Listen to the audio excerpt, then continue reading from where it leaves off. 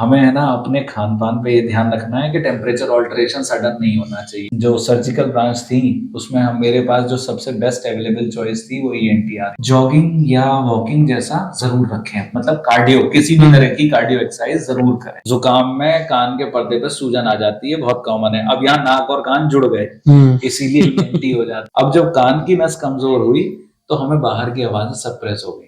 वो वाली टेनिटस जो है वो मुश्किल से जाती है, क्योंकि आप एजिंग को रिवर्स नहीं कर सकते। तो खर्राटे प्रॉब्लम नहीं है, खर्राटे आपकी प्रॉब्लम नहीं है। खर्राटे किसकी प्रॉब्लम है? जो आपके संसूर। वहां से योगा, ब्रीदिंग एक्सरसाइज और जल नीति करो, वो बहुत फायदा करता है। एनवायरमेंट खराब होता जा रहा है, उनका एक्सपोजर कम होता जा रहा है, जंक फूड से एक्सपोजर बढ़ता जा रहा है, ओवरऑल बॉडी की इम्यूनिटी कम होती जा रही है।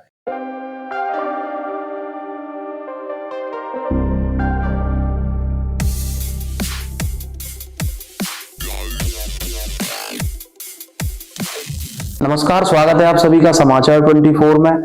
आज हम बात करने वाले एक स्पेशल शो में। क्यों? क्योंकि अगर आप YouTube पे, Facebook पे या इवन चैट जीपीटी पे भी सर्च करें तो आज का जो टॉपिक है ना उसके बारे में बहुत कम इंफॉर्मेशन अवेलेबल है। कैसे? आज हम बात करने वाले ईएनटी यानी कि ईयर, नोज और थ्रोट के बारे में। इसके बारे में ना मिथ बहुत ज्यादा है और सही इंफॉर्मेशन बहुत कम है। मेरे साथ मौजूद है बहुत ही special guest, ENT specialist doctor Manish Kumar Jain sir. बहुत बहुत स्वागत है आपका हमारे शो में। थैंक यू सो मच हमें टाइम देने के लिए। मैंने जब आपसे बात की तो आप बड़ा बिजी रहते हैं ओपीडीज में, लेकिन फिर भी हमारे लिए टाइम निकाला, थैंक यू। नहीं सर, टाइम निकालने वाली बात नहीं है, पर हाँ एक शेड्यूलिंग करनी जरूरी हो जाती है। बाकी तो है ना टाइम निकालना, और अगर ऐसा कोई कॉज है जिसमें है ना कुछ अवेयरनेस हो सकती है। लेकिन ये बात सच है, वाकई में ईएनटी को लेके अभी भी बहुत सारा कंजर्वेशन है। वो दिक्कत आती है, हमें भी लगता है ऐसा।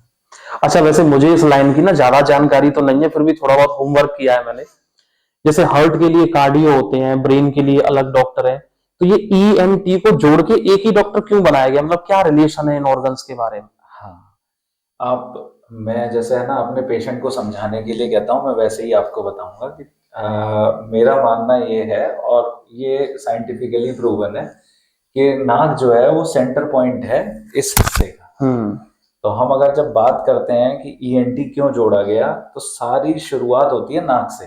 हम अपनी सांस लेते हैं नाक से। तो ऑक्सीजन जो मेन हमारी है ना, जैसे कहते हैं ना कि हमारा लाइफ की जो एयर है वो है ऑक्सीजन, वो जाएगी नाक से। अब वो कहाँ कहाँ जाएगी नाक से? सारे शरीर में जाने से पहले सबसे पहले वो जाती है हमारे गले में, कानों में, आंख पे, और उसके बाद वो फिर से नीचे है ना लंग्स में होती हुई सब जगह फैल जाती है। तो इसीलिए आप देखोगे तो ईयर, नोज, थ्रोट, आईज और डेंटल वाला पार्ट ये एक साथ रखा गया था सबसे शुरू में।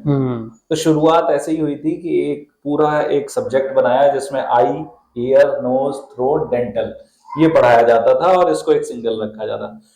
फिर जब थोड़े समय बाद लगा कि है ना आई वाला जो है वो उसमें बहुत सारी चीजें आ गई, उसमें कैटरेक्ट भी आ गया, फिर पर्दा भी आने लगा, लोगों को समझ में आया कि रेटिना एक अलग चीज होती है, ग्लोकोमा अलग हो जाता है, फिर वहां लेसिक। तो फिर उसको आई को इतना बड़ा हो गया कि उसको अलग कर दिया गया, और फिर रह गया ईयर, नोज, थ्रोट। डेंटल वाला पार्ट फिर अलग कर दिया गया कि यार डेंटिस्ट जो है उनको दांतों से रिलेशन है, तो उसको अलग कर।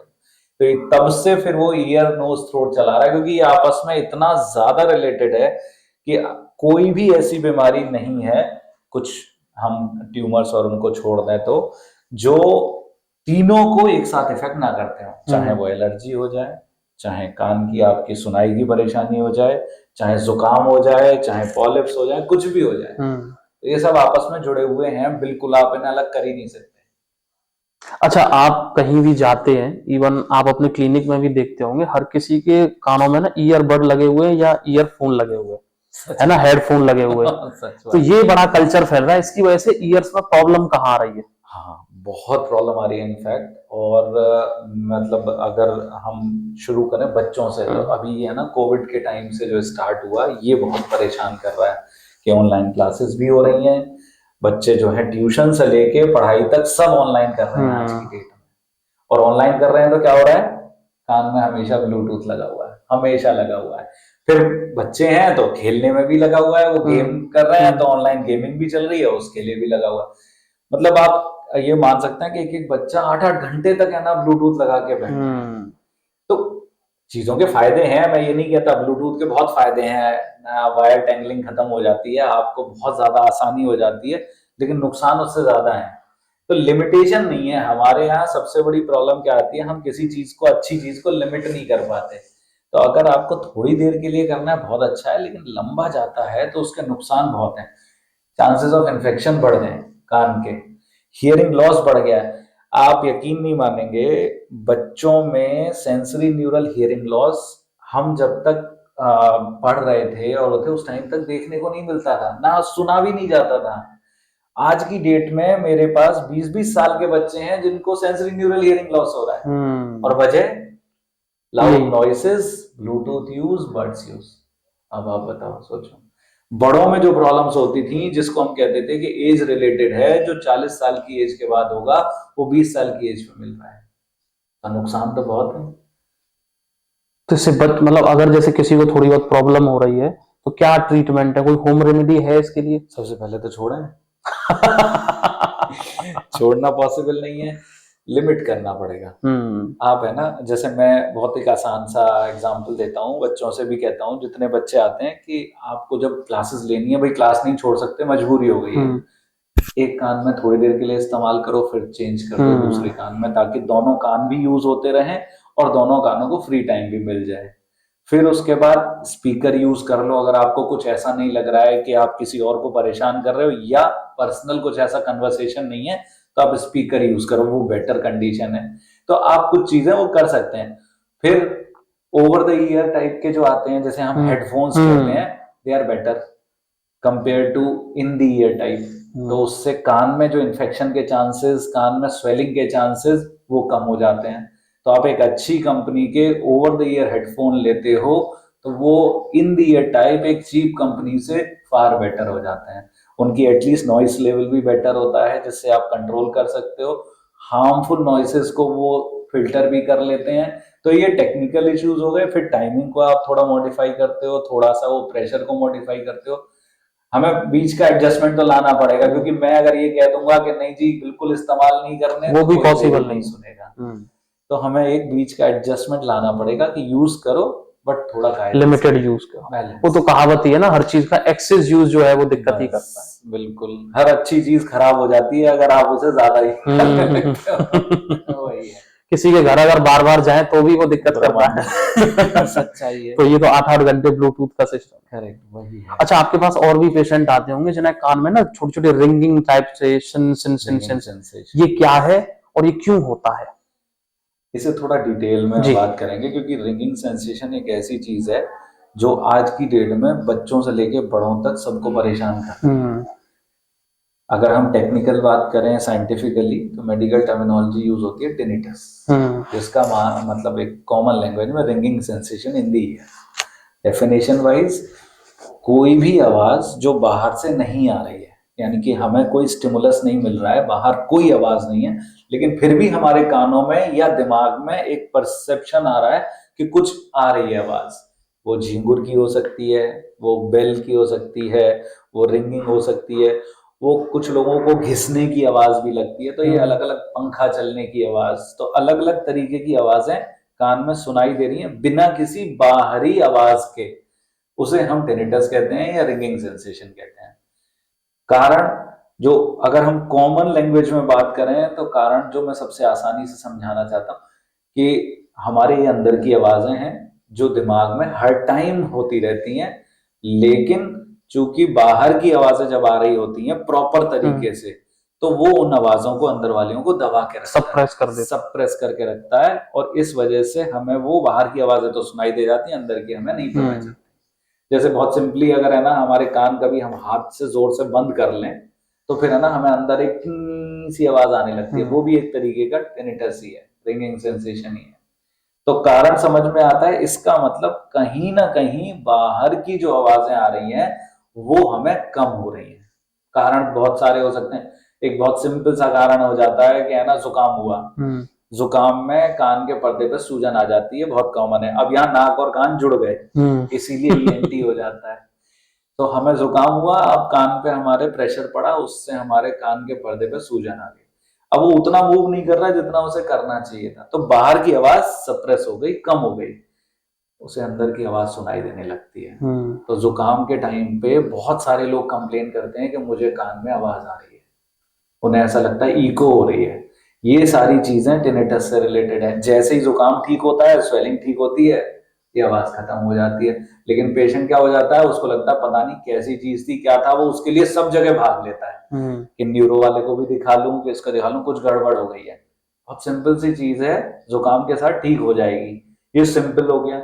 अब बिल्कुल खराब कंडीशन पे पहुंच जाए तो है ना, हमें कान में नस, हमारी जो कान की नस है जो हमारी आवाज लेके जाती है दिमाग तक, उस जगह पे, उस नस पे कोई है ना ऐसा प्रेशर पॉइंट है, ट्यूमर हो गया कोई, जिसकी वजह से वो नस दब गई, जिसकी वजह से वो आवाज जो बाहर से आ रही थी सप्रेस हो गई वहां तक पहुंचने के लिए, तो भी टिनिटस हो जाएगा।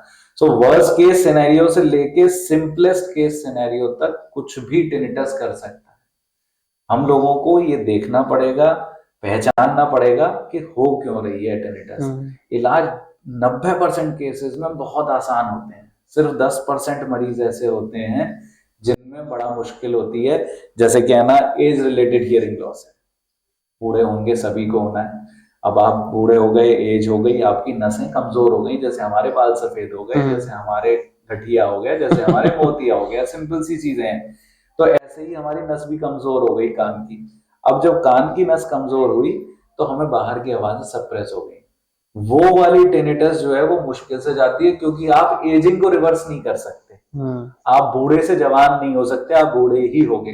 लेकिन वहां पे कुछ चीजें हैं, जैसे B12 हो गया, सिंपल सी चीज, खाने में कुछ परिवर्तन करना, कुछ आवाजों से परहेज करना, कुछ चीजों का ध्यान रखें, छोटी छोटी चीजों का भी, तो आप उसको बहुत हद तक कंट्रोल कर लेते हो। मैं तो सिंपल सिंपल कहता हूँ कि भाई आपको ज्यादा लग रही है और सही नहीं हो रहा, भजन ही सुन लो, बाहर का स्टिमुलस बढ़ जाएगा तो ये आवाज कम हो जाएगी।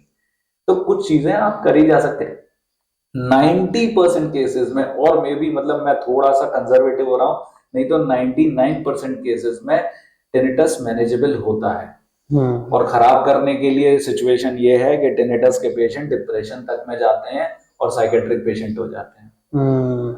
आप है ना कभी साइकेट्री में अगर आप पॉडकास्ट कभी करें, किया था मैंने भी, आप उनसे पूछो, उनके पास टिनिटस के पेशेंट उनके पास पहुंचते हैं, जबकि आना चाहिए ईएनटी के क्योंकि पास, वो बेचारे डिप्रेशन में जाने लग रहे हैं जस्ट बिकॉज ऑफ टिनिटस। जबकि बड़ी प्रॉब्लम नहीं है, बड़ी नहीं है, सिर्फ उसको सही तरीके से समझने की जरूरत, मैनेजेबल नहीं है, मतलब ये लोग मैनेज नहीं कर पा रहे, बस डर जाते हैं। तो मैनेज अगर करना चाहें तो बहुत आसानी से मैनेज किया जा सकता है। थोड़ा सा ओपन माइंड रख के आपको समझने की जरूरत है कि कॉज कहाँ है, बस इतना सा है। अच्छा, अभी जैसे बात चल रही थी कि सर्दी हुई, मुझे कोल्ड हुआ तो कान में खुजली होने लग जाती है, तो उस टाइम पे लोग क्या करते हैं कि जैसे कार की है, कुछ भी बाइक की है, वो उस पर से घुमाने लग जाते हैं, जो भी हाथ में। तो मेरा क्वेश्चन ये था कि एक तो वो क्या है, वो क्यों सेंसेशन होते हैं, और दूसरा कान को साफ करने का बेस्ट तरीका क्या है, कि नहाते समय सोप वगैरह तो जाएगा ही कान में। कान को साफ करने का सबसे अच्छा तरीका है ईएनटी डॉक्टर। ये मैं अपने हर पेशेंट से कहता हूँ। प्रॉब्लम कहाँ है? प्रॉब्लम ये है कि कान जो है वो ब्लाइंड एरिया है, आपको दिखाई नहीं देगा आप कान में कहाँ क्या साफ कर रहे हो। तो सबसे अच्छा तरीका है कि जिसको पता है कि कैसे साफ होना चाहिए, क्योंकि कान जो है वो एक सीधी, हम ये मानते हैं ना जैसे ये यहाँ पे छेद है, सीधा पर्दा ऐसे सामने है, नहीं, एस शेप्ड होती है हमारी कैनाल। आप सीधा जाते हो, आप पक्का कहीं हिट करते हो जिससे आपको नुकसान होने के पूरे चांस रहते हैं। और अगर कैनाल वाइड भी है तो उस केस में आप सीधे पर्दे पे पहुंच जाओगे और पर्दे को नुकसान पहुंचाओगे। तो इन बोथ दी केसेस आपके लिए नुकसान ही है। सो बेस्ट तरीका ईएनटी के पास जाइए, और बहुत ज्यादा जरूरत नहीं पड़ती है। सिंपलेस्ट तरीका मैं जो पेशेंट से कहता हूँ, एक कॉटन हैंकी रखो आप अपने पास, फिंगर नेल्स कटे होने चाहिए, लिटिल फिंगर, छोटी वाली उंगली, उस पर आप हैंकी लगाओ और जितने अंदर आपकी उंगली जा सकती है सेफेस्ट है, और उतने ही अंदर तक वैक्स या गंदगी जमती है। सच्चाई यही है, उससे अंदर के एरिया में कुछ नहीं होता, वो सिर्फ हम जबरदस्ती बड से किसी चीज से पुश करके भेजते हैं, अदरवाइज वहां तक गंदगी जाने का कोई चांस नहीं है। पूरी मैकेनिज्म है अंदर कान में बनी हुई, आती है पैदा होने से। अंदर है ना वैक्स होता है, अंदर है ना हमारे लिए डिफेंस मैकेनिज्म है, अंदर वो जैसे कहते हैं ना कांटे की तरह से बाल लगे होते हैं, सब कुछ है। और सारा का सारा शुरुआती 1 सेंटीमीटर के एरिया में है, जिसको आप क्लीन कर लेते हो तो अंदर कोई दिक्कत कभी नहीं आती। दिक्कत कहाँ आती है, जब हम उसको पुश कर देते हैं। तेल डाल लिया, वो भी है ना लहसुन वगैरह डाल के अच्छे से है ना तड़का लगाने वाला तेल डाल लिया, या फिर जो भी हाथ में मिला उससे हमने खुरच लिया, कुरेद लिया, और वो दिक्कत देता है। अच्छा, रेलवे स्टेशन और उस पर भी देखा होगा, वो घूमते हैं है ना, कि बाबूजी 20 रुपए में बटन साफ लगा कर दे। के हाँ, और वो ये भी बोलते हैं कि एक ड्रॉप डालेंगे उससे आपको जो पेरोक्साइड, दे यूज पेरोक्साइड, वो क्या होता है? हाइड्रोजन पेरोक्साइड, जो कि एक एसिड है, ओ। और वो उसको डाल के अंदर गंदगी को फुलाने का काम करते हैं। बेसिकली वो गंदगी जैसे, मतलब अगर मैं आपसे कहूँ तो वो हार्पिक है, ओह। जिसे हम है ना अपने टॉयलेट को क्लीन करने के लिए इस्तेमाल करते हैं। टॉयलेट में डाल देते हैं, गंदगी बबल बन के उछल जाती है, हट जाती है, उसके बाद पानी से वॉश कर देते हैं। पर क्या हमारे कान टॉयलेट हैं? और दूसरी साइड से बंद है, खुले नहीं है कि पार हो जाएगी कोई चीज, आनी इधर ही है।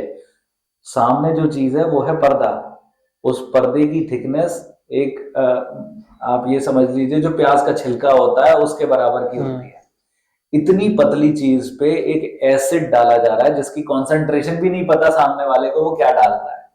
तो आप सोचो कि मतलब ये जस्टिफाई करता ही नहीं है कहीं से। पहले जमाने में जब चीजें अवेलेबल नहीं थी वो कर रहे थे, मैं ये नहीं कहता कि वो गलत कर रहे हैं, सही भाई उनकी रोजी रोटी का काम है, वो यही कर रहे थे। और अब तो हम समझदार हैं, हमें पता है कि वो चीज ठीक नहीं है, वो तरीका गलत है, तो हमें उससे अवॉइड करना चाहिए, छोड़ना चाहिए। और चीजों को भाई, सारे इवोल्यूशनरी फेज का मतलब तो यही है कि हमने अगर कोई चीज पढ़ रहे हैं, नई चीजें आ रही हैं, तो उनको यूज करके आप बेटर कर सको, रादर कि हम है ना पीछे जाने की कोशिश करें।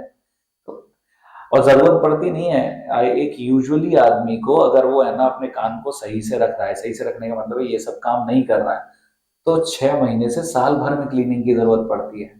तो 6 महीने साल भर में तो आप एक ईएनटी डॉक्टर को दिखा के साल में 2 बार तो विजिट कर ही इतना सकते आप कर सकते हो, इतना अफोर्डेबिलिटी हो जाती है। करने का मन होना चाहिए, यूजुअली है ना इससे दिक्कत आती नहीं। और सबसे बड़ी बात है कि वो जो वहां से करा के लाते हैं ना, वो उससे ज्यादा नुकसान में रहते हैं और उससे लंबा इलाज कराते हैं। वहां 20 रुपए के बाद में फिर 20,000 का इलाज कराते हैं। ज्यादा नुकसानदायक होता है।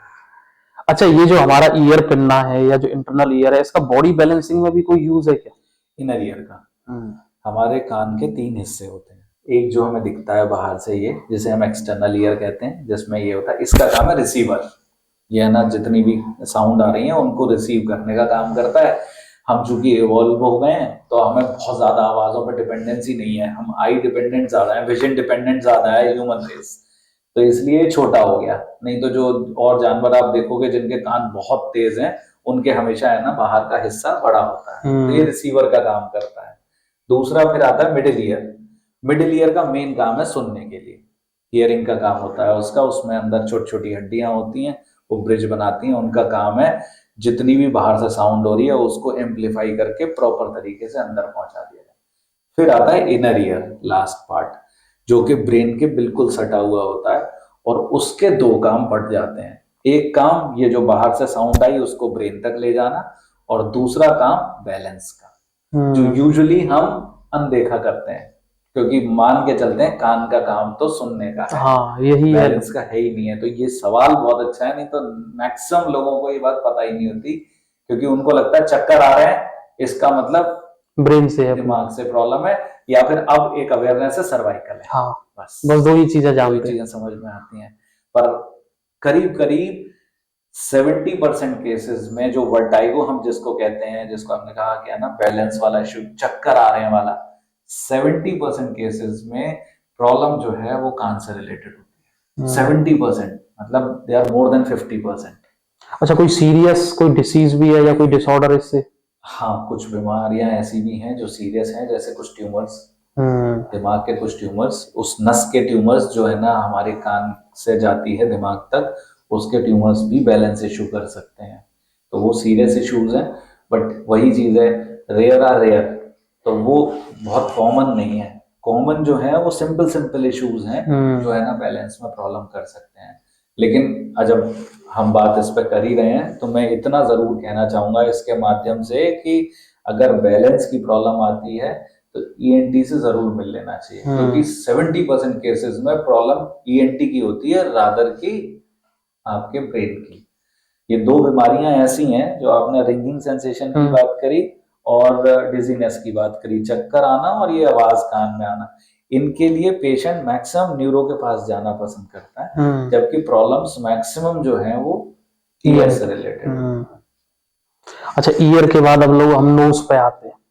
अच्छा, आजकल लोग वैक्स कराने के लिए जाते हैं तो नोज में से हेयर निकलवा देते हैं या ईयर में से निकलवा देते हैं। तो एक्चुअली तो मुझे जानना है कि नेचर ने ये बनाई क्यों है और निकालने से प्रॉब्लम क्या होगी। वही है जो मैंने अभी कहा, ये कांटे हैं एक तरीके के, तो इनका काम है कि बाहर की जो भी गंदगी आ रही है उसको रोक के रखना। तो ये सिंपल मैकेनिज्म नहीं है, ऐसी नहीं है कि बस वो वहां पे बाल हैं, बालों में मोटर तक लगी होती है अंदर, ये बाल मूव करते हैं और इनका मूवमेंट जो है वो अंदर से बाहर की तरफ होता है, ताकि कोई भी गंदगी जो है वो अंदर ना जा पाए, और जो अंदर पहुंच भी गई है वो इस मूवमेंट के सहारे बाहर आ सके। और ये नाक में भी है, ये कान में भी है। और हम लोग जो वैक्सिंग कराते हैं तो मेरे हिसाब से जैसे हम हेयर ट्रिम करते हैं, जैसे हम नेल ट्रिम करते हैं, छोटे करने में कोई बुराई नहीं है, नाक के बाल भी आप ट्रिम कर सकते हैं। हाँ, अगर बड़े हो रहे हैं तो बट वैक्सिंग उनको जड़ से निकालना ये नुकसानदायक है।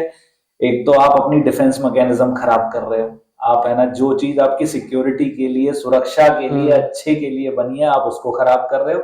दूसरा, आप है ना इन्फेक्शन के चांसेस बढ़ा रहे हो, क्योंकि है ना बहुत बहुत कॉमनली बाल तोड़ होता है, जिसे हम वेस्टिबुलाइटिस कह देते हैं, बाल तोड़ है बेसिकली।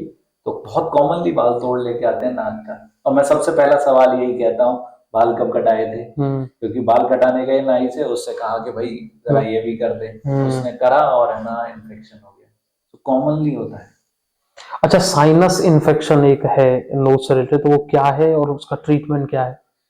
हमारे ना नाक सेंटर हिस्सा है जो हमें दिखाई देता है, तो हमें ये तो पता ही है कि नाक से हम सांस लेते हैं, बात खत्म हो जाती है। लेकिन यहाँ पर है ना साइंटिफिकली बात खत्म नहीं होती, इसके बगल में यहाँ यहाँ यहाँ और नाक के पीछे दोनों साइड पे 4 साइनसेस होते हैं। साइनसेस का मतलब है कि एक खाली जगह जिसमें नॉर्मली हवा भरी होती है, और उसका काम होता है इस हिस्से को लाइट रखना, हमारी आवाज की क्वालिटी बनाना, और छोटे छोटे काम और हैं, पर मेजर काम यही है। अगर इनमें इन्फेक्शन हो जाए, अब मान लीजिए नाक बंद है हमारी, ये साइनस है, इस साइनस में से दरवाजा खुलता है हमारी नाक में, अब जुकाम हो गया, दरवाजा हो गया बंद। अब दरवाजा बंद हो गया तो यहाँ क्या हो गया, यहाँ पर वो हवा की जगह गंदगी भरने लगी। अब गंदगी भर रही है तो क्या हो रहा है, थोड़े दिनों में वो गंदगी इन्फेक्शन का रूप ले लेगी और उसी में पस पड़ने लगेगा, उसे हम साइनस कहते हैं। बेसिकली साइनोसाइटिस है उसको शॉर्ट में अब साइनस कह देते हैं। और जैसे पेशेंट लैंग्वेज में बात करें तो नजला, तो ये नजला हो गया है। होता कहां से, नाक बंद होने की वजह से, जिसकी वजह से वहां का क्लियरेंस मैकेनिज्म खराब हो गया, सफाई जो होनी चाहिए थी वो नहीं हो पा रही है, तो वो सिंपल नजला बने, और सिंपल तरीके से ठीक भी हो जाता है, लेकिन हम कॉम्प्लिकेट कर लेते हैं उसको। ये जरा समझाइए। हमारा हुआ क्या था, स्टार्टिंग क्या हुई थी, हमारी स्टार्टिंग हुई थी दरवाजा बंद होने से, हमें दरवाजा खोलना है। दरवाजा बंद क्यों हुआ, मोस्ट ऑफ द केसेस दरवाजा बंद होता है वहां पर सूजन आने की वजह से।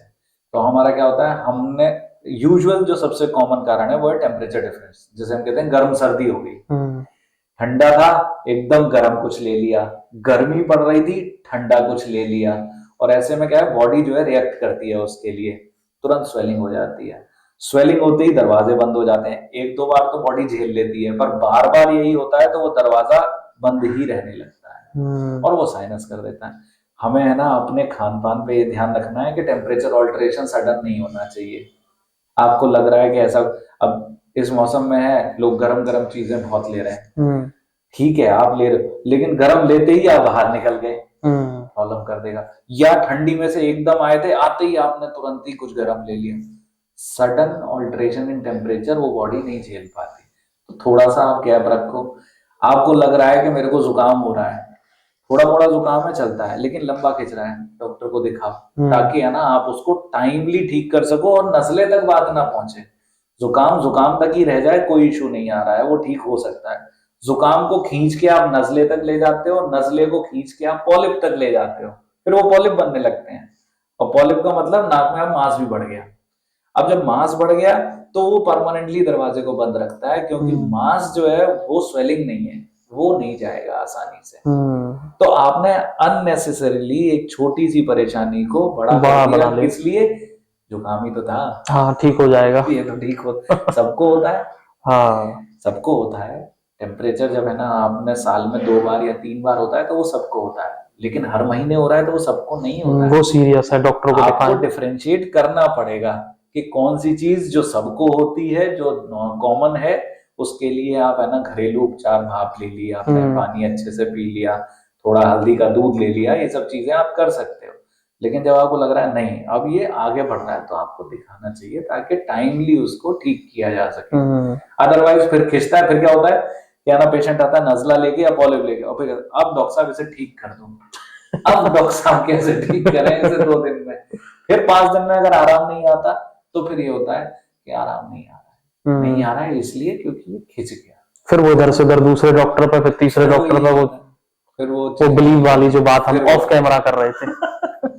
हाँ, फिर है ना धीरे धीरे। लेकिन हाँ ये है कि मैक्सिमम पेशेंट को थोड़ा 5-10 मिनट शायद एक्स्ट्रा देने पड़ते हैं, उनको समझाना पड़ता है, तो समझ में आती है बात कि हाँ इस बार हमसे ये गलती हुई, और मोस्टली वो नेक्स्ट टाइम फिर है ना वो गलतियां नहीं करते हैं। हाँ, सेकेंड फेज हम इसकी बात करें तो साइनस पॉलिप ये उन केस में भी होते हैं जहां परमानेंट प्रॉब्लम्स हैं, जैसे कि नाक की हड्डी का टेढ़ा होना। अब वो एक ऐसी चीज है जिसको हमें मालूम है कि वो है ना आपके इस टेम्परेचर ऑल्टरेशन से नहीं हुई है, या वो है या तो चोट लगने की वजह से, या फिर है ना बाई बर्थ, या फिर है ना एज रिलेटेड कि आपकी है ना एज के साथ वो बढ़ती गई, ये चीजें हो, इनके इलाज बिल्कुल अलग हो जाते हैं। नहीं, इस केस को भी मुझे समझाइए, क्योंकि मैं पूछने वाला था, इसमें सर्जरी कंपलसरी होती है या हम वैसे भी ठीक कर सकते हैं? हाँ देखो, अलग अलग बिलीफ हैं लोगों के, लेकिन अगर आप मेरे से पूछोगे तो मैं ग्रेड करता हूँ। तो हम 4 ग्रेड में डिवाइड करते हैं हड्डी को, ग्रेड 1, 2, 3, 4 ऐसे करके, 25, 50, 75, 100, मतलब 25% ब्लॉकेज, 50% ब्लॉकेज, 75% ब्लॉकेज, या 100% ब्लॉकेज। यूजली जो देखा गया है मेरे एक्सपीरियंस में इतने साल में, और वैसे 50% तक के ब्लॉकेज या उससे कम के, दवाओं से परहेज करके, एक्सरसाइज से, लाइफ स्टाइल मॉडिफाई करके, ठीक तो मैं ये नहीं कहूंगा हड्डी सीधी हो जाएगी, लेकिन आप उससे अपनी एयरवे को बेटर कर सकते हैं। उससे ऊपर के यूजुअली नहीं होते हैं। तो हमारा यहाँ पे जो मेन एम है वो हड्डी सीधी करने का नहीं है, क्योंकि अगर हम डाटा के हिसाब से बात करें तो 70% पॉपुलेशन जो है उसकी हड्डी टेढ़ी होती है। तो हम सबकी हड्डियां सीधी करने के लिए नहीं बैठे, वो करनी भी नहीं चाहिए, नेचर ने दी है, आपको एक्सेप्ट करना चाहिए। लेकिन जहां पर वो हड्डी प्रॉब्लम कर रही है, जहां वो हड्डी पॉलिप बना रही है, नस्ला कर रही है, या 50% से ज्यादा है, आपको हेडेक, बहुत सारी चीजें हैं, जैसे गला बार बार खराब हो रहा है, हेडेक हो रहा है, आंखों में दिक्कत आने लगती है, कान के इन्फेक्शन कॉमन होने लगते हैं, तो ये सारी चीजें अगर हो रही हैं तो वो ठीक होनी चाहिए, करनी चाहिए।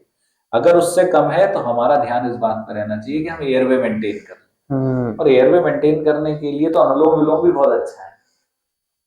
अच्छा, एक्सरसाइज में ही हम और कोई एक्सरसाइजेस, अनुलोम विलोम हो गया, प्राणायाम हो गया, कपालभाति हो गया, तो इस टाइप की एक्सरसाइजेस जिसमें आप अच्छे से ब्रीथ करते हो और एयर फ्लो बेटर करते हो। दूसरा हाइड्रेशन, मॉइस्चराइज, तो उसके लिए है ना आप जल नीति, हम थोड़े से है ना एलोपैथी हैं, तो हम जल नीति बोलने में शर्म महसूस करते हैं, तो हम कहते हैं नेजल डूशिंग करेंगे, लेकिन एक्चुअली इट इज जल नीति। सो जल नीति कर रहे हैं आप, पानी को है ना नाक में ले जाते हैं, साइनसिस में जाता है और वापस आता है, ये पूरे एरिया को हाइड्रेट भी करता है, क्लींस भी करता है, मॉइस्चराइज भी करता है। तो ये है ना नजला, ये सब करने के चांसेस आपके कम हो जाते हैं इससे। सो आप एक्सरसाइज कर, 2 एक्सरसाइज सबसे इंपॉर्टेंट है, ब्रीदिंग एक्सरसाइज जिसे हम श्वास योगा कहते थे, और दूसरा कार्डियो। आप कार्डियो जरूर करो, हाफ एन आवर का, हाफ एन आवर की ब्रीदिंग जरूर करो, डेली आपका ये होना चाहिए। टाइमिंग को मैं बहुत वैसे रखता हूँ कि है ना जिसको जितना समय मिले और जितना है ना जिस टाइम मिले, दिन में कोई सुबह ही नहीं करना, क्योंकि अगर मैंने स्ट्रिक्ट कर दिया तो शायद कोई करेगा नहीं। तो ये 2 चीजें करो, पानी आपका हाइड्रेशन मेंटेन रहना चाहिए, पानी खूब सारा पियो, जल नीति करो। जल नीति के लिए बस एक ही चीज क्वेश्चन मार्क में आती है, स्टेरिक्स में आती है कि जब इन्फेक्शन हो तब नहीं करनी चाहिए, नहीं तो इन्फेक्शन फैलाएगी। सो वो, और उसके अलावा आपकी मेडिसिन अगर जरूरत है तो, और इनसे आप बहुत अच्छे से है ना चीज को ठीक कर सकते मतलब ये एक मिथ है कि हर केस में सर्जरी जरूरी है। हाँ नहीं, अगर ऐसे हम कैलकुलेट करें तो मतलब मेरे तो है ना 70% पेशेंट सर्जरी वाले हैं। हो सकता है मैं भी फिर उसी में आ जाऊं, वैसे तो मुझे कोई प्रॉब्लम नहीं है। हाँ, लेकिन कर होती कितनी है, मैं हार्डली है ना, हम पूरे पेशेंट्स में 1% पेशेंट सर्जरी के लिए करते हैं, मुश्किल से परसेंट। लेकिन यही है कि आपको निकाह देखना पड़ेगा कहाँ किस चीज की जरूरत है, और पेशेंट को भी समझना होगा। सेम एलर्जी के लिए भी है। मैं उसी पे आने वाला था। एलर्जी एक इतना बड़ा टॉपिक हो जाता है, इतनी इंपॉर्टेंट है, क्योंकि कोविड के बाद तो और ज्यादा हो गई।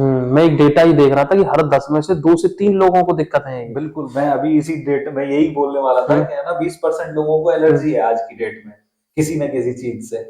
अब फंगल एलर्जी भी आने लगी, वायरल एलर्जी आने लगी, जो पहले नहीं देखने को मिलती थी। तो एलर्जी भी उनके भी, जैसे कहते हैं डाइवर्सिफिकेशन हो गया। 10 साल पहले तो ज्यादा थी भी नहीं एलर्जी, पता ही नहीं चलता था, थी तो लोग अपने आप ही ठीक हो जा रहे थे। क्योंकि आपकी इम्यूनिटी इतनी अच्छी थी कि आपको इन सब चीजों के बारे में सोचना भी नहीं पड़ता था। अब वो ज्यादा हो गई, क्यों? हमारी इम्यूनिटी लो हो गई। हम अब उतनी, हमारी जो है ना शरीर की क्षमता है वो नहीं थी, क्यों? हमारा खान पान खराब हुआ है। आप देखो, आप है ना कुछ साल पहले से, और अब में आप और अपने बच्चों में देख सकते हैं, हम कितना बाहर का खाते थे जंक फूड्स, और वो कितना यूज कर कंज्यूम, बहुत बड़ा अंतर है। कितने पैक्ड फूड्स खाते हैं, कुरकुरे, चिप्स, कोल्ड ड्रिंक्स, पूरे दिन यही चलता है। हम लोग नहीं खाते थे, हमारी इम्यूनिटी वाज वे बेटर।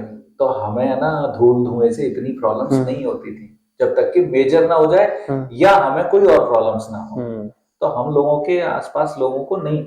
अब आज की डेट में हमारे पास छोटे छोटे बच्चे आते हैं जिन्हें देख के मुझे वाकई में दुख होता है। 5-5 साल के बच्चे एलर्जी लेके, आप सोचो 5 साल का बच्चा, घर वाले कह रहे हैं डॉक्टर साहब इसको एलर्जी है, ये तो है ना बाहर निकलता है घर से और है ना चीखना चालू कर देता है। एक्चुअली उस बच्चे को ये तक नहीं पता कि एलर्जी है क्या। हाँ, उसे बिल्कुल आइडिया नहीं है क्या है। डेली चिप्स चल रहे हैं, डेली के कुरकुरे चल रहे हैं, बच्चा जरा सा रोया, चिप्स, स्कूल नहीं जा रहा, चिप्स, खाना नहीं खा रहा, चिप्स, होमवर्क नहीं कर रहा, चिप्स, सेल फोन, मोबाइल और चिप्स। ये दो ऐसी चीजें हैं जो हर बच्चे को चुप कराने के लिए रामबाण दे दो। लेकिन उससे क्या हो रहा है? सबसे ज्यादा एलर्जी करने वाली चीजें आज की डेट में यहाँ केचप्स, खासतौर पे जो है ना चाइनीज सॉसेस जो आती हैं, वो आपके चिप्स, कुरकुरे जिनमें मसाले जो पड़े होते हैं, वो आपका जो है ना पैक्ड फूड्स हैं, वो आपके जो है ना तली हुई चीजें जो बाहर के ऑयल में, जिनका हमें नहीं पता उस ऑयल की क्वालिटी क्या है, वो इतनी चीजों को हम अगर बैलेंस भी कर दें, मैं तो कहता हूँ बच्चे हैं, आप बिल्कुल बंद नहीं कर सकते, बैलेंस भी कर दें 50% हम प्रॉब्लम सॉल्व कर सकते हैं। हर बच्चे को हम ये कहें कि भाई रोजाना तेरे को, अब बच्चे को तो कार्डियो नहीं पता, उसे तो इतना पता है साइकिल चलानी है, हाँ बस इतना ही बोल दें। आप रोजाना साइकिल चला, हम भी स्कूल से साइकिल से जाते थे, 8 किलोमीटर दूर था मेरा स्कूल, साइकिल से ही गए हैं हम पूरी। मैं तो एमबीबीएस तक साइकिल से गया हूँ, एमबीबीएस के फर्स्ट प्रॉफ तक मैं साइकिल से गया हूँ अपने कॉलेज। आजकल के बच्चे बस से जाते हैं, एसी बसेस से जाते हैं, एक्चुअली बस से भी नहीं जाते हैं, सबके पास सेल्फ कार है, आ गई है आजकल, सबके पास कार है। तो उनका एक्सपोजर ही कम हो गया है, एक्सटर्नल एनवायरनमेंट से एक्सपोजर कम हो गया है, एक्सटर्नल एनवायरनमेंट खराब होता जा रहा है, उनका एक्सपोजर कम होता जा रहा है, जंक फूड से एक्सपोजर बढ़ता जा रहा है, ओवरऑल बॉडी की इम्यूनिटी कम होती जा रही है। दूसरी इस साइड पे जितने भी फंगस, बैक्टीरिया, वायरल, पॉलन जो थे, वो है ना ताकतवर होते जा रहे हैं, डे बाय डे इवोल्यूट हो रहे हैं और डे बाय डे ताकतवर होते जा रहे हैं। वो तो नेचर का लॉ है, इवोल्यूशन तो होगा ही होगा। तो आप देख, कोविड आया, उसने पुराने सारे फ्लू वायरसेस को पीछे छोड़ दिया, था तो एक तरीके का फ्लू वायरस जो हर साल आता है, तब इतना प्रॉब्लम नहीं करता था, वो इतना इवॉल्व हो गया कि उसने सबको पीछे छोड़ दिया। क्या लगता है वो एंड था? आएगा साल में इससे भी बुरा आएगा। एक्चुअली इम्यूनिटी भी वीक हो रही है हमारी, तो और इफेक्ट करेगा और उससे खराब करेगा। तो हमें, अब हम ये सोचें कि दवाएं या डॉक्टर या हॉस्पिटल बचा लेंगे और हॉस्पिटल और बना लो, डॉक्टर और कर लो, वो बचा ले, ऐसा कुछ नहीं होने वाला। आपको अपनी हेल्थ ही ठीक करनी पड़ेगी, वही बचा सकती है। आप अपनी इम्यूनिटी को इस टाइम पीरियड तक, जब तक कि अगला आएगा, तब तक आप उसको कितना बेटर कर लेते हो, वही इंपॉर्टेंट है। एक्सरसाइज सिखाओ बच्चों को, उनको कार्डियो बताओ कि है ना ये होना चाहिए, उनके है ना बॉडी एक्सरसाइज में रहनी चाहिए, उनको हेल्दी खाने का को बताओ कि हेल्दी खाना टेस्ट का उन बच्चों को नहीं पता है। उन्हें पनीर का पराठा दो, वो बड़े खुशी खुशी खा लेंगे, लेकिन हम देते ही पनीर का पराठा नहीं है उन्हें, हम पनीर टिक्का देते हैं। दिक्कत ये है, पनीर ही रहे भाई, पनीर का पराठा आप घर पे बना के दो, बिल्कुल खा लेगा बच्चा। और बाहर भी क्या क्वालिटी है वो पता नहीं है, नहीं पता, डेफिनेटली घर से खराब हो। हाँ वो तो घर जैसी तो हो ही नहीं सकती कभी। हम इतना चूज करके चीजों को खरीदते हैं कि हम खराब भी खरीदेंगे तो उनसे अच्छा होगा। हम चॉइस इतनी होती है कि नहीं यार ये वाला ऑयल आना चाहिए, चलो खुद पिरवा लेते हैं वहां से, हम खुद ही करवाएंगे, सरसों भी ले लेंगे, ये कर लेंगे, सब हम इतना सोचते हैं। बाहर वाला क्यों? बाहर वाला ये सोचता है कि सबसे खराब कहाँ से मिलेगा, जो सस्ता मिल जाए, पैसा कैसे बनाया जाए। अच्छा, छोटे छोटे बच्चे आपके पास आते होंगे कि वो जैसे खेल रहे हैं और अचानक से ब्लीडिंग होने लग जाती है, क्या है ये? एपिस्टेक्सिस एक शब्द है जिसको यूज करते हैं हम नेजल ब्लीडिंग के लिए। नेजल ब्लीडिंग मतलब नाक से खून आना। बच्चों में यूजुअली सबसे कॉमन कॉज ये होता है कि बच्चे जैसे खेलते कूदते रहते हैं, बच्चों का है ना प्रेशर बढ़ता है नाक का प्रेशर बढ़ता है, और मान लीजिए गर्मी बहुत है, गर्मी में खुश्की हो गई तो खाल बहुत पतली होती है नाक की, और चूंकि मैंने अभी जो बताया कि नाक जो है ना हमारी, वो बहुत बड़ी मशीन है एक, उसका है ना एयरवे जा रहा है, हवा जाने का काम है, उस हवा को मेंटेन करने का भी काम है, उसका टेम्परेचर, उसका कितना पानी कंटेंट करेगी, हाइड्रेशन, उसका मॉइस्चर, और उसका है ना टोटल क्वांटिटी कितनी जानी, ये सब पूरा मेंटेन करने का काम नाक का है। मतलब एक तरीके से घर का मेन गेट है नाक। मेन गेट है, फिल्टर कहता हूं मैं इसको, कि हमारी बॉडी का फिल्टर है नाक। पहला और दूसरा है मुंह, ये दो ऐसे फिल्टर्स हैं जिनको ठीक रखना बहुत जरूरी है। अब नाक का फिल्टर है, अब उस टाइम पर बच्चा जो है जैसे है ना वो कर रहा है, दौड़ रहा है, भाग रहा है, ड्राइनेस हो गई उसको, तो नाक का हाइड्रेशन वाला पार्ट जो है वो चला गया। हल्की सी तो होती है, इतनी सॉफ्ट सी स्किन होती है, बच्चों की ज्यादा सॉफ्ट होती है, तुरंत फट जाती है, जैसे ही फटी ब्लीड होना चालू हो गया, क्योंकि ब्लड सप्लाई इन सब मैकेनिज्म को करने के लिए बहुत हैवी रहती है रेगुलरली, हमेशा। सर्दियों में भी ब्लीडिंग हो जाती है कुछ लोगों, तो कुछ लोग पूछते हैं कि डॉक्टर साहब गर्मियों में तो हो गई, समझ में आता है, सर्दियों में क्यों हो गई? तो मैं उनसे कहता हूँ एड़ी फटती है ना सर्दियों में, क्यों फटती है? ड्राइनेस की वजह से। वो ठंडी हवा नाक में जो जा रही है उसकी वजह से वहां ड्राइनेस हुई, और उसने स्किन को फोड़ा, एक हल्का सा क्रैक हुआ, ब्लीड होना शुरू हो गया। ये तो सिंपलेस्ट हमारा आंसर रहता है। अब हम इसी वाली बात को आगे करते हैं, एलर्जी वाली को। बच्चे ये सब खाते हैं, बच्चों को आज की डेट में एडेनोइड्स और टॉन्सिल की प्रॉब्लम बढ़ गई है एलर्जी की वजह से। सब बच्चों को एडेनोइड होते हैं, लेकिन आजकल बच्चों को एडेनोइड का साइज बहुत बढ़ गया। साइज क्यों बढ़ गया? क्योंकि ये सब जंक फूड की वजह से एलर्जी कंटेंट बहुत ज्यादा हो गया, तो बॉडी के डिफेंस मैकेनिज्म ने उनके साइज को बढ़ा दिया, क्योंकि वो एक तरीके से फैक्ट्री है। अब वो पीछे होती है नाक के, बिल्कुल नाक की हमारी कैनाल ऐसे जाती है पीछे, बिल्कुल पीछे एडेनोइड्स हैं, उन्होंने नाक को बंद कर दिया। उससे क्या हुआ? नाक में से जो हवा का फ्लो है, चूंकि जगह छोटी हो गई, तो वो और तेजी से लेनी पड़ती है बच्चे को, खासतौर पे भागते दौड़ते समय तेज हवा और ज्यादा सुखा देती है नाक को। तो एपिस्टेक्सिस का आज की डेट में एक मेजर कारण नाक बंद होना एडेनोइड की वजह से वो हो गया है। इसीलिए वो गर्मी सर्दी और कई बार तो बीच में भी हो जाता है, क्योंकि एडेनोइड्स हो गए तो वो तो हैं। तो हम वहीं आ जाते हैं कि बच्चों का जो हमारा खान पान और ये सारी चीजें ठीक ना होने की वजह से, एलर्जी बढ़ने की वजह से जो एडेनोइड्स हो रहे हैं, उनसे है ना बच्चे मल्टीपल प्रॉब्लम्स लेके आ रहे हैं। जैसे रात को मुंह खोल के सोना, स्नोर करना, बच्चे स्नोर करने लगे हैं, बच्चों को ओएसए होने लगा है जो बड़ों की बीमारियां होती थी। बार बार इन्फेक्शन होना नाक में, जुकाम होना, गला खराब होना, एसिडिटी, बच्चों को एसिडिटी होने लगी है इसकी वजह से। कान में दिक्कत होना, कान के इन्फेक्शन, कान में दर्द, इस मौसम में हर रोज 5-6 बच्चे आते हैं कान में दर्द लेके, डेली आ रहे हैं। तो कान में दर्द होना, पर्दे का खराब होना, कान के पर्दे तक खराब होने लग रहे हैं उसकी वजह से। फिर नेजल ब्लीडिंग, सिर दर्द लेके आते हैं बच्चे इस एज पे, सिर दर्द हो रहे हैं। तो ये सारी प्रॉब्लम्स जो हैं वो आती हैं छोटी सी सिर्फ इस वजह से कि बच्चों की एलर्जी का कंटेंट लेवल बढ़ गया है। और वो भी हमारी ही वजह से, अगर हम अपना ध्यान रखें तो शायद वो भी ना हो। शुरुआत से ही। अब हम क्या होता है, हम जब तक हमारी आंखें खुलती है ना तब तक बच्चा 10 साल का हो रहा होता है। 10-11 साल की एज पे पेशेंट और पेरेंट्स कहते हैं डॉक्टर साहब अब इसे ठीक करो। मैंने कहा भाई अब इसकी आदत सुधारोगे आप? 10 साल से आप क्या कर रहे थे? भाई आप अगर इसकी आदत पहले सुधारते तो शायद ये चीजें होती नहीं। अब हो गई हैं तो आदत सुधारने के बाद भी सालों लगेंगे और उसमें भी जरूरी नहीं है ठीक हो। मेरे पास ऐसे ऐसे बच्चे हैं जो है ना 5 साल पहले जिन्होंने दिखाया था, मैंने तब उनको समझाया, आज वो 11 साल के हो गए, 10 साल के हो गए, समझे नहीं कि है ना इनको ये यहाँ पर रोक लो, ये चीजें ठीक हो जाएंगी, एक्सरसाइज करो, कुछ नहीं। ऑपरेट करना पड़ रहा है हमको, जो मैं खुद नहीं चाहता वो चीज है। क्योंकि मैं चाहता हूँ कि नेचुरली अगर चीज ठीक हो सकती है तो उसको हम उस नौबत पे ना लाएं, पर नहीं हो पाता। फिर उसके बाद पेरेंट्स खुद आके कहते हैं डॉक्टर साहब ये नहीं, इसकी हालत बहुत खराब हो गई है, बार बार ब्लीडिंग हो जाती है, नाक बिल्कुल बंद रहती है, सांस ही नहीं ले पा रहा है बच्चा, रात को मुंह खोल के सोता है, छटपटाता रहता है, इसको है ना आप ठीक करो। तो मैं कहता हूँ अब ऑपरेट ही होगा। अब वो रास्ता बंद हो चुके हैं। रास्ते बंद हो गए, अब वो ग्रेड 4 पे आ गए, उस लेवल पे आ गए जहाँ उसका 100% ब्लॉकेज। अच्छा, अभी खर्राटों की आप बात कर रहे थे, मैंने यूट्यूब पे कुछ वीडियोस देखी हैं, तो वो नाक के थ्रू एक बलून को पंप करते हैं और वो मुंह से निकलता है। तो ये एक तो खर्राटे होते क्यों हैं और क्या इसे हम ठीक कर सकते हैं? वो जो मैंने टेक्निक बताई उसके थ्रू कुछ।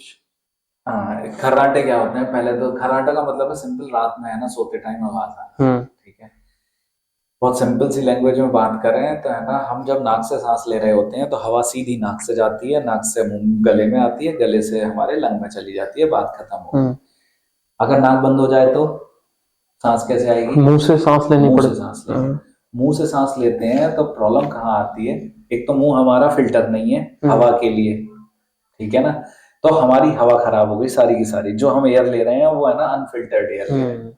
दूसरी प्रॉब्लम, मुंह में हमारी कई सारी ऐसी चीजें होती हैं जो बहुत, जैसे कहते हैं ना कि लाइट होती हैं, हिलने वाली होती हैं, जैसे तालू, जैसे कि पीछे जैसे हम काग कहते हैं लटका हुआ, जैसे जीवी पेंडुलम लाइक स्ट्रक्चर हो। तो वो, तो जब हम मुंह से सांस लेते हैं तो वो फ्लटर करता है, हिलता है, और उससे आवाज आती है खर्राटे की। तो खर्राटे प्रॉब्लम नहीं है, खर्राटे आपकी प्रॉब्लम नहीं है, खर्राटे किसकी प्रॉब्लम है? जो आपके संग सो रहा है। ठीक है ना, लेकिन खर्राटे आपकी प्रॉब्लम जब है कि खर्राटे आपको चिल्ला के बोल रहे हैं कि अंदर मेजर प्रॉब्लम हो रही है, आपका मेन फिल्टर खराब है, उसको ठीक करवाओ। क्योंकि अगर आपका मेन फिल्टर खराब है तो आपके लिए बहुत सारी प्रॉब्लम आगे लगी हुई हैं जो आएंगी। क्यों? खर्राटे आ रहे हैं, इसका मतलब ये है कि आपकी नाक बंद है, ऑक्सीजन सैचुरेशन आपका सही नहीं है बॉडी। उस इतने सिंपल से ऑक्सीजन की कमी से आपको 25 बीमारियां एक्स्ट्रा होती हैं। आपके हार्ट पे लोड पड़ता है, आप हाइपरटेंसिव हो जाते हैं। 70% of obstructive sleep apnea patient, खर्राटे वाले जो मरीज हैं, सिंपल शब्दों में, उनको ब्लड प्रेशर की परेशानी होती है। 70% ऑफ 60 से 70 है, थोड़ा कम है हाइपरटेंसिव से, ऑफ द पेशेंट जिनको खर्राटे आते हैं डायबिटिक होते हैं। आप हाइपरटेंशन, डायबिटीज जैसी लाइफ स्टाइल चेंजिंग वाली चीजें, यानी कि जो आपकी जिंदगी में हो गई तो जिंदगी भर रहेंगी, आप उन पे जा रहे हो। किसकी वजह से? सिर्फ ऑक्सीजन की कमी की वजह से, जो है ना, खर्राटों से नहीं है, बट खर्राटे आपको बता रहे हैं कि भाई ये है दिक्कत है, आपको ठीक करा। लेकिन हमारे यहाँ क्या है, खर्राटे तो सब लेते हैं जी। हाँ, ये तो नॉर्मल चीज है, नॉर्मल है, खर्राटे कोई बीमारी थोड़ी है। तो किसी को नहीं लगता कि खर्राटे बीमारी है, किसी को भी नहीं। आप अपने घरों में देख लो, हम अपने घरों में देखते हैं, मेरे घर में है खर्राटे, खर्राटे तो सबको आते हैं, बीपी हो ही जाता है। लेकिन कोई ये नहीं जान पाता कि इन खर्राटों की वजह, जो खर्राटे जो थे वो भाई बीपी लेके आ रहे हैं आपका। शायद ये बीपी आपको नहीं होता, और होता तो शायद बहुत लेट होता, लेकिन ये जल्दी हुआ है और आपको हुआ है, इसका एक कंट्रीब्यूशन, एक फैक्टर आपके खर्राटे भी हैं। तो मतलब खर्राटे अगर हैं तो फिर से वही ईएनटी के पास जाना बहुत जरूरी है, और उसमें ज्यादा जरूरी है। ये एक बड़ी प्रॉब्लम बन के आ रही है आज की डेट में। जैसे हम, हाँ पहले भी ये था लेकिन पहले अवेयरनेस नहीं थी उतनी। इसको ऑब्स्ट्रक्टिव स्लीप एपनिया सिंड्रोम, और सिंड्रोम शब्द का इस्तेमाल जब किया जाता है जब हम कई सारी बीमारियों को एक बीमारी से जोड़ते हैं। ग्रुप ऑफ डिसीज है, ग्रुप ऑफ डिजीज हो गया है, अब ये सिंड्रोम हो गई है। इसमें बीपी भी आती है, इसमें डायबिटीज भी आती है, इसमें थायराइड भी हो सकती है, इसमें पेट की बीमारियां भी हो रही हैं, इसमें अस्थमा भी हो रहा है।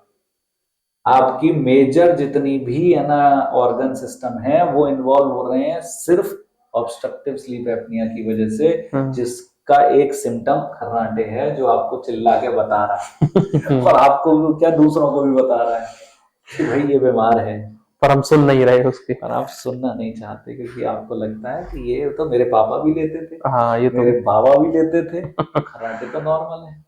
और कई बार ऐसा होता है बहुत सिंपल सिंपल सी छोटी छोटी, नाक में मांस बढ़ रहा है उससे खर्राटे आ गए। सर्दियों में जैसे जुकाम हो जाता है तब लोग खर्राटे लेने लगते हैं, तो है खरा आप जुकाम ठीक करिए खर्राटे ठीक हो जाए। तो आपको ये समझ में आता है कि हाँ ब्लॉकेज की वजह से मुझे खर्राटे आए थे, पर यही अगर परमानेंट हो रहा है तो ठीक होना चाहिए। अच्छा, हम थॉट पे मूव करते हैं। जैसे टीचर्स हैं, सिंगर हैं, या ऐसा प्रोफेशन जिसमें बोलने का काम बहुत ज्यादा है, तो कैसे केयर करें अपने इस थॉट का? होता क्या है, पहले तो ये बात करें, हमारी बोलने का क्या होता है, यहाँ पर एक वॉइस बॉक्स होता है जिसे हम लैरिंक्स कहते हैं, उसमें दो पतली सी तारें होती हैं, और अगर हम एंडोस्कोपी करके जब देखते हैं तो बिल्कुल ग्लिसनिंग वाइट सुंदर सी संगमरमर जैसी दो तारें दिखाई देती हैं। उनको हम कहते हैं वोकल कॉर्ड्स, और वो बिल्कुल गिटार के तार जैसी होती हैं। अगर बिल्कुल तार है ना, जैसे कहते हैं ना टाइट है, बिल्कुल फर्स्ट क्लास है, कोई उसमें ग्लिच नहीं है, तो बढ़िया आवाज आती है, बेहतरीन वो चलती है ऐसे करके जब भी हम बोलते हैं। अब टीचर्स हैं, सिंगर्स हैं, या हॉकर्स हैं, जो लोग बार बार बहुत ज्यादा चिल्लाते हो करते हैं, इसको बहुत ज्यादा यूज करते हैं। यहाँ पर बार बार चोट लगने की वजह से इनमें स्वेलिंग आ जाती है, जिन्हें हम कहते हैं वोकल नोड्यूल्स। वोकल नोड्यूल्स या टीचर्स नोड्यूल्स या सिंगर्स नोड्यूल, नाम ही उनका ऐसे पड़ गया है, वो हो जाते हैं। तो उस केस में हमारी तारें ऐसे नहीं मिल पाती, टाइट नहीं रहती, फिर वो हो जाती है ढीली, और ढीली रहने की वजह से आवाज आपकी खराब होने लगती है। फिर हम उसे कहते हैं कि आपको है ना जो वॉइस है वो एक हम वर्ड इस्तेमाल करते हैं वोकल फटीग हो गया, यानी कि आप जब थोड़ा सा लंबा बोलते हो तो फिर आपकी आवाज बैठने बैठने बैठने और फिर आवाज नहीं निकलती है। आसान तरीका, चिल्लाना नहीं चाहिए। अगर आप जैसे टीचर हैं, मैं टीचर्स मेरे पास बहुत आते हैं तो मैं उनसे कहता हूँ कि आप टहल के पढ़ाना शुरू करो एक जगह खड़े होने की बजाय। अगर आप है ना साउंड सिस्टम में यूज कर सकते हो किसी तरह का माइक या तो वो इस्तेमाल करना शुरू करो ताकि आपको जोर ना देना पड़े। जब आप लेक्चर ले रहे हो और आपको मालूम है लंबा है तो आप पानी अपने पास जरूर रखो और अटल बिहारी वाजपेयी की तरह बात करो। सेंटेंस बोल के सामने वाले को इम्बाइब होने दो, उसे पहले सुन लेने दो, समझने दो, तब तक आप पानी पियो, फिर नेक्स्ट सेंटेंस आप बोलो। ये बेस्ट तरीका है आपके वोकल कॉर्ड्स को ठीक रखने का इन दीज प्रोफेशंस जहां पर आपको बोलना चाहता है। बहुत सिंपल सा है, कोई मेजर नहीं है। अच्छा, मूवीज तो आप देखते हैं? नहीं, हॉल में नहीं देखते आप? चलिए, तो फिर शायद नहीं पता, वो एक एड आता है मूवी जब स्टार्ट होती है मुकेश का कि वो गुटखा खा लेता जिसकी वजह से कैंसर, हाँ ये वाला। तो मैं उसी पे आना चाह रहा था, ये थ्रोट कैंसर क्यों हो रहा है ज्यादा? हमारे यहाँ की बात करेंगे मथुरा की, तो आप है ना किसी का भी मुंह खुलवा के देख सकते हैं, 90% लोगों के मुंह में कुछ ना कुछ मिलेगा, सुपारी से लेकर तंबाकू तक।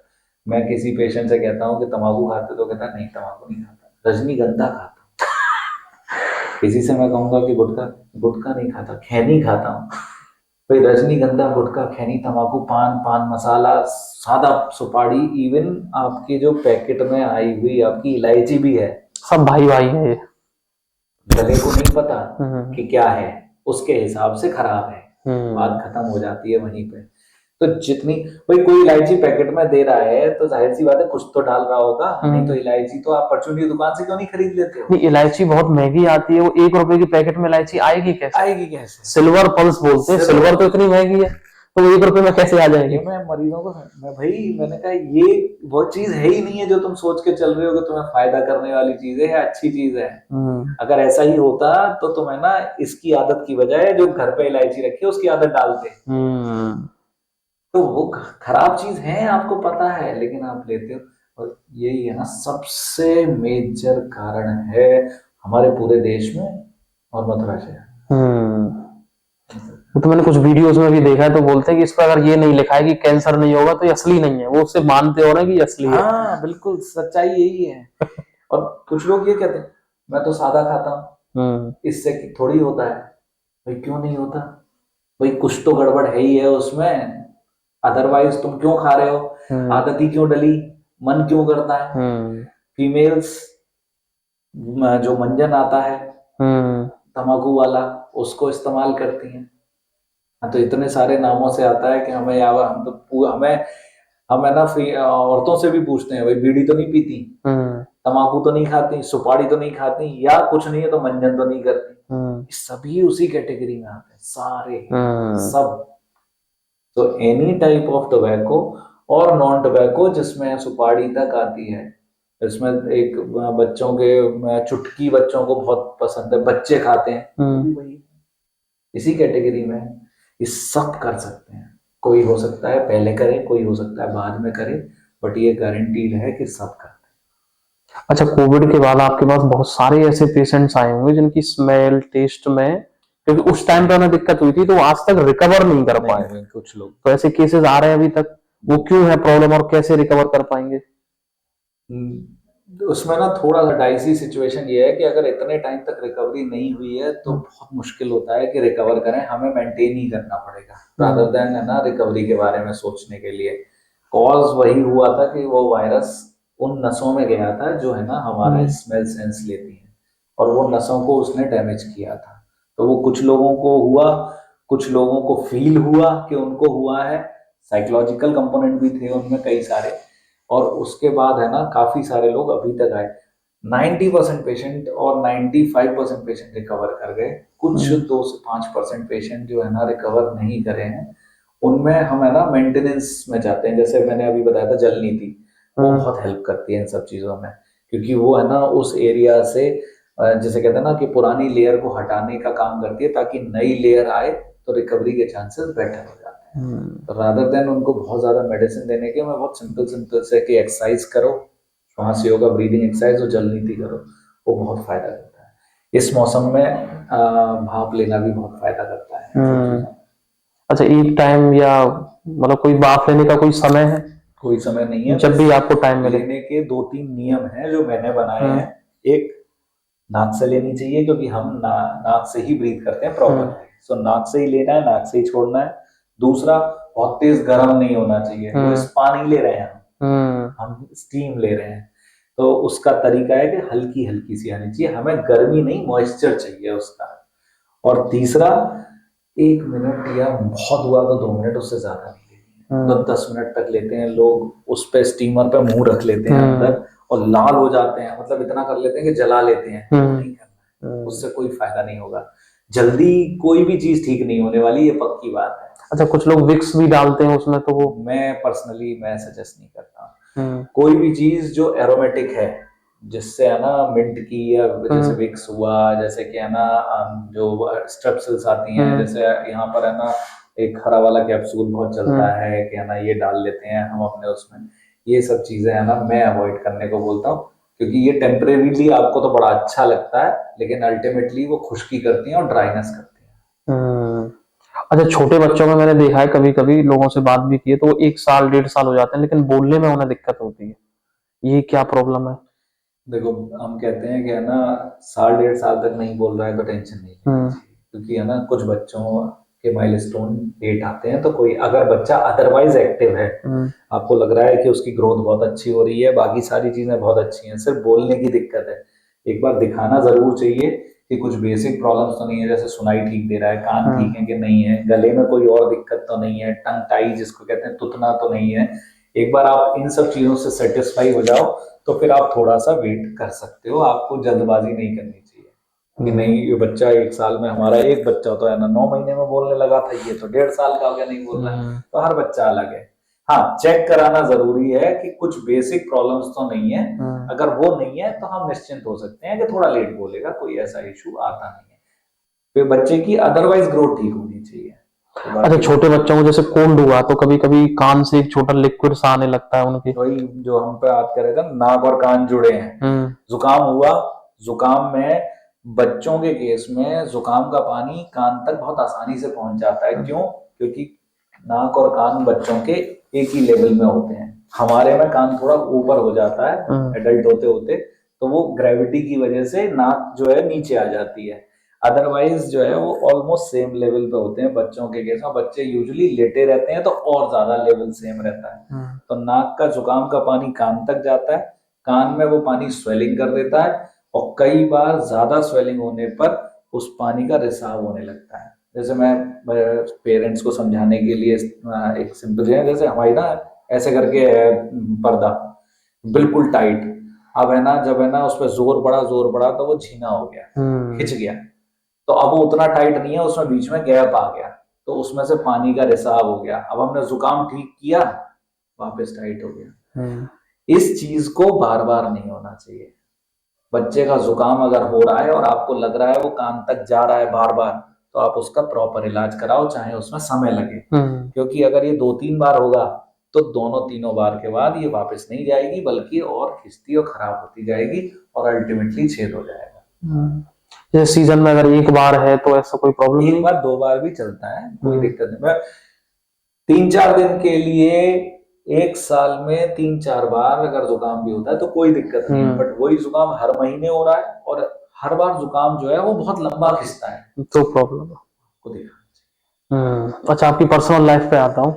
अभी आप बता रहे थे कि स्कूल साइकिल से जाते थे, टीचरों से मार भी खाई है आपने? कोई किस्सा याद है आपको? हमारा एक्चुअली मैं है ना एमयू में पढ़ा हूँ।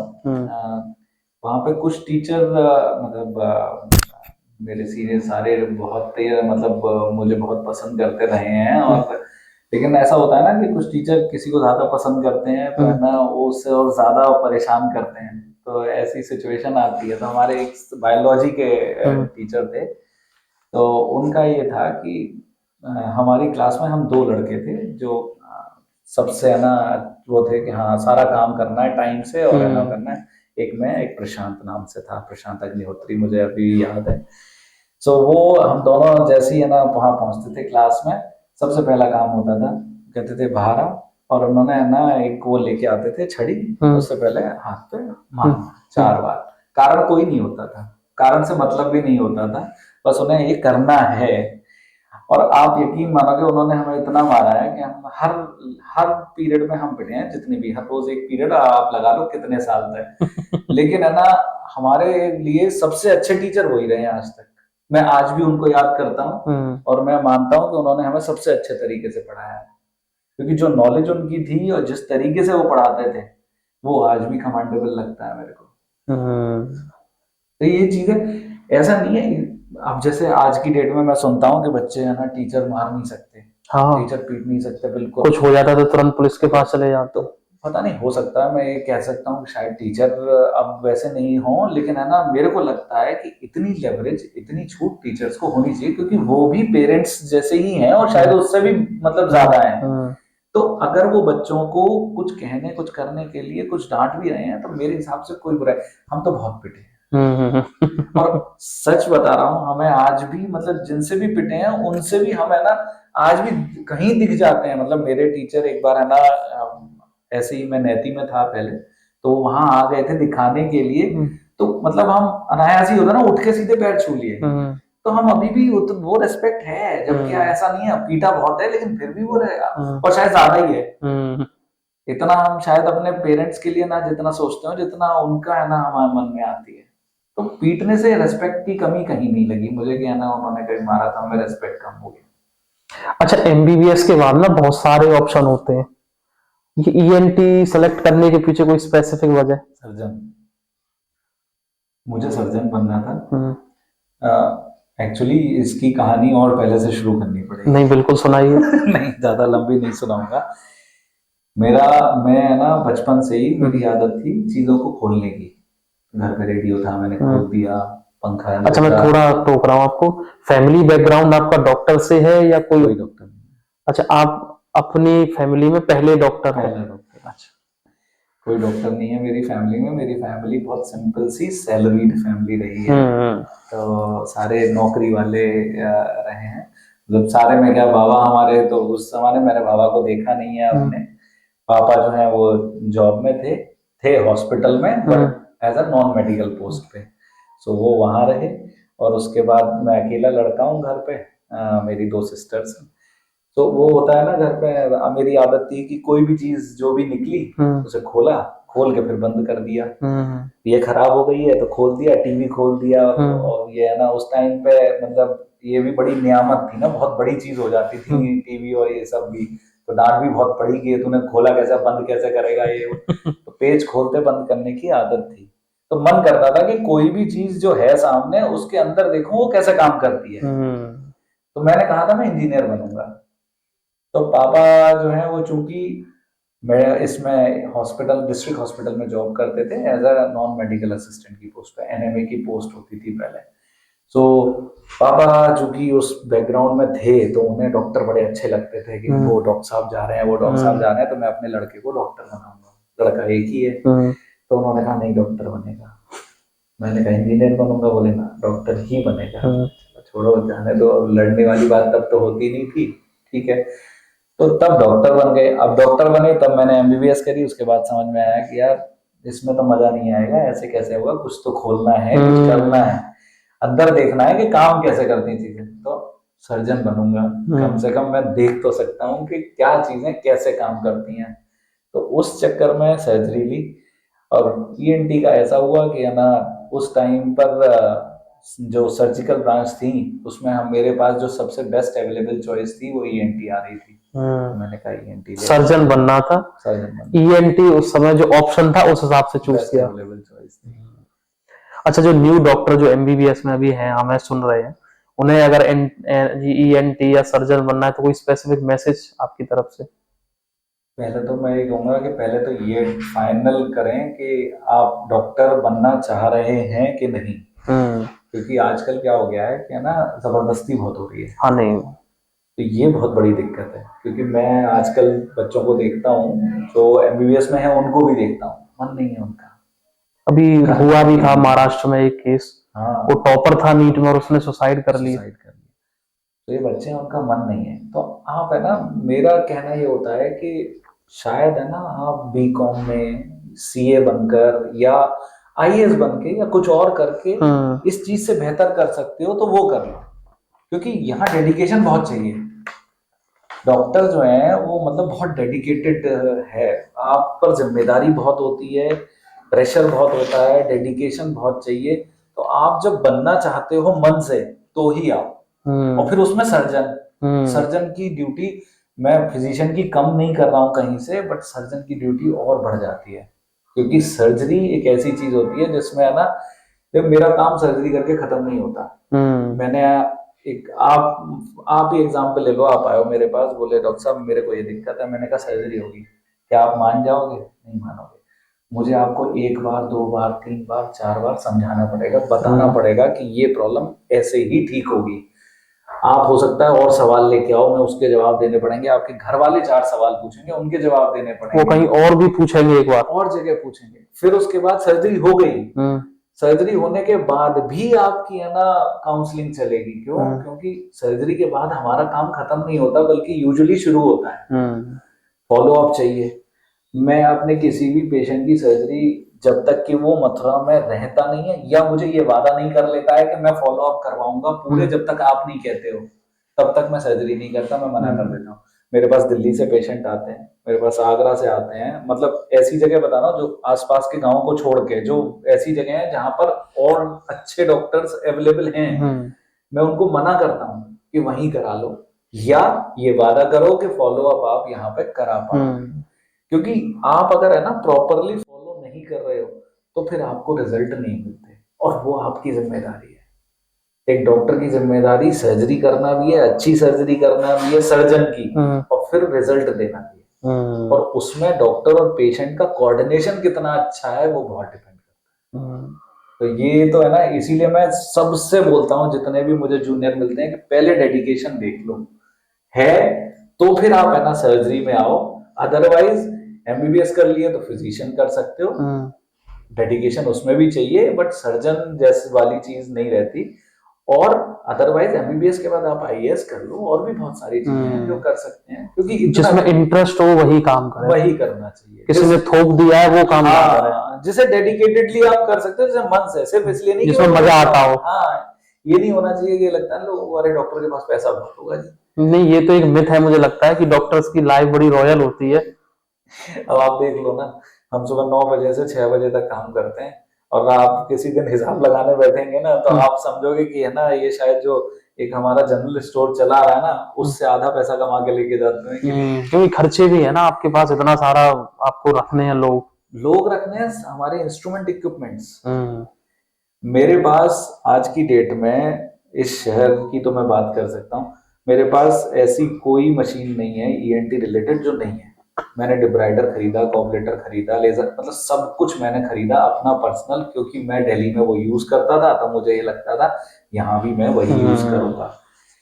मुझे पता है कि मैं अपना पूरी लाइफ, जितनी भी मैं अपनी प्रोफेशनल लाइफ करूंगा उसके बाद भी उसका पैसा नहीं निकाल पाऊंगा, ये गारंटी है। जितना मैंने इन्वेस्ट कर दिया है मैं उसको कभी कंप्लीट नहीं कर उसका इंटरेस्ट ही बहुत हो जाएगा, मैं निकाल ही नहीं सकता, मुझे पता है, लेकिन फिर भी मैंने ले लिया क्योंकि मैंने उनको काउंट ही नहीं किया। तो मेरे को मालूम है कि वो मेरी खुद के लिए, पेशेंट के लिए बेनिफिशियल है, लेकिन है ना वो मेरे लिए बेनिफिशियल है, क्योंकि मुझे सेटिस्फेक्शन मिलता है जब मैं एक कॉबलेटर से एक बच्चे की सर्जरी करता हूँ और उसमें ना दर्द होता और ना ही है ना ब्लीडिंग होती, और बच्चा 3 दिन में खाने लगता है, तो जो खुशी मिलती है ना वो उस वाली से नहीं मिलती कि जब बच्चा रोता हुआ आता है कि है ना ऐसे हो गया था और ऐसे हो गया था। तो डिफरेंस है, वो मजा आता है। अच्छा, आखिरी ना मैं रैपिड फायर राउंड पे आता हूँ। अच्छा, कोई एक ऐसी डिसीज जो ईएनटी सेक्शन में सबसे ज्यादा लोग इग्नोर करते हैं, एक दो तीन कोई भी। अगर डिजीज में सबसे, एक तो सबसे ज्यादा इग्नोर होता है वैक्स कान में, जिसको है ना, जो अभी हमने बात करी कि वो है ना राह चलते किसी से भी साफ करा लेते हैं, तो एक वो। दूसरा जो है वो खर्राटे, बहुत ज्यादा इग्नोरेंट है। अच्छा, ऐसी क्या चीज आप चाहते हैं कि आपके जो पेशेंट है वो ना करें, या सबसे ज्यादा जो गलती करते हैं? फिर हम वही आ जाते हैं, कान में है ना वो ना करें, क्योंकि उससे मेरे पेशेंट ही बढ़ रहे हैं। तो दूसरा मैं ये कहता हूँ कि है ना ये जो टेम्परेचर ऑल्टरेशन वाली चीज है वो नहीं करें, वो मैं हर बार मना करता हूँ, हर पेशेंट को मना करता हूँ कि एकदम से ठंड गर्म ना करें, इससे बहुत, और एक नहीं है, इससे मल्टीपल प्रॉब्लम्स आती हैं। अच्छा, आइसक्रीम खाने से, जैसे अभी मौसम है, शादियों में आप भी जा रहे होंगे, हम भी जाते हैं, मैं आइसक्रीम खाता, लेकिन नहीं, जैसे आइसक्रीम हमने खाई तो सीधा टॉन्सिल्स पे कोई फर्क पड़ता है उससे? पड़ता है, क्योंकि इतना सडन टेम्परेचर ऑल्टरेशन जो है वो हमारी बॉडी झेल नहीं पाती। हम हैं हीमोथर्मिक, हीमोथर्मिक का मतलब है हम अपने ब्लड सर्कुलेशन से अपने बॉडी के टेम्परेचर को रेगुलेट करते हैं। तो अगर है ना इस टाइम पे हमें ऑलरेडी है ना बहुत कैलोरी खर्च करनी पड़ती है अपने बॉडी टेम्परेचर को रेगुलेट करने के लिए, ऐसे में एक ठंडी आइसक्रीम और जाके लगती है तो वो जो कैलोरी थी वो है ना ट्रिपल हो जाती है यूज में, और उस वजह से हमारी बॉडी जो है डिप्लीट कर जाती है, और वो फिर है ना वहां पर फिर बाकी इन्फेक्शंस के लिए फ्री मिल जाता है मैदान, क्योंकि उन्हें मालूम है कि इस टाइम तो कमजोर है। तो ये दिक्कतें आती हैं, तो सडन टेम्परेचर ऑल्टरेशन जो है वो इशू क्रिएट करता है। अच्छा, एलर्जी की जैसे बात चल रही थी, तो उसके लिए कोई वैक्सीन है?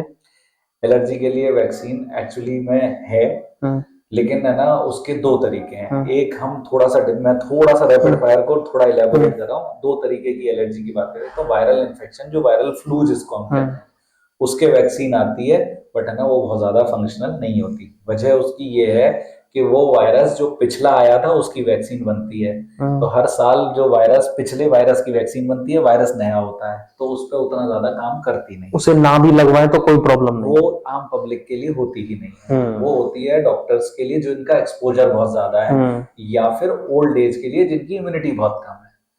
दूसरी टाइप की, जिसे हम एलर्जी की बात कर रहे थे, एलर्जी की वैक्सीनेशन स्टार्ट करी, इनफैक्ट हमने अपने क्लिनिक में भी स्टार्ट करी है।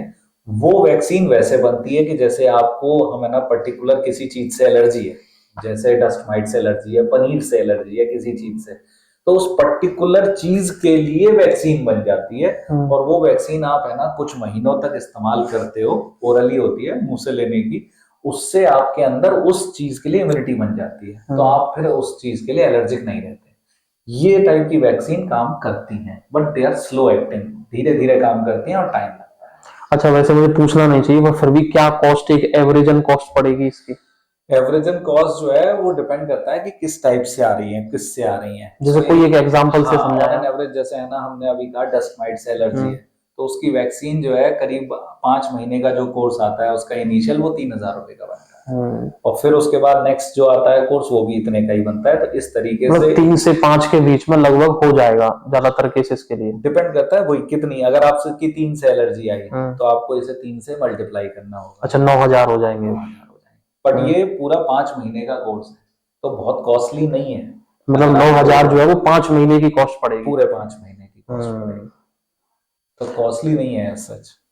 अच्छा, आपके पास ऐसे भी पेशेंट आते होंगे जो आपसे आने से पहले गूगल करके आए होते हैं? बहुत आता है। अब तो चैट जीपीटी आने लगे हैं। हाँ, अब तो एक लेवल आगे हो गया। ऐसा कोई फनी इंसिडेंट याद है? एक पेशेंट आया था मेरे पास, फनी तो नहीं कहूंगा बट हाँ ये कह सकते हैं, एक पेशेंट आया मेरे पास दिखाने के लिए, उसने वो गूगल सर्च वगैरह करके, तो 2 चीजें बताऊंगा। तो उसने ना आके कहता है कि ये वाली दवा डॉक्टर साहब ने लिखी थी, किसी डॉक्टर ने, ये आप देखो।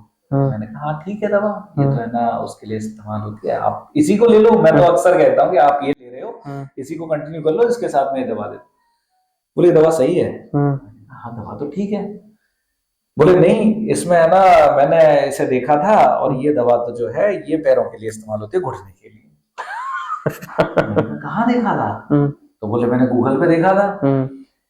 मैंने कहा प्रॉब्लम कहाँ हुई है, मैं आपको बताता हूँ। मैंने कहा जो आपने स्पेलिंग लिखी है ना, उसमें ओ की जगह ए करते तो आपको समझ में आता, वो घुटने की नहीं थी, वो नाक की थी दवा।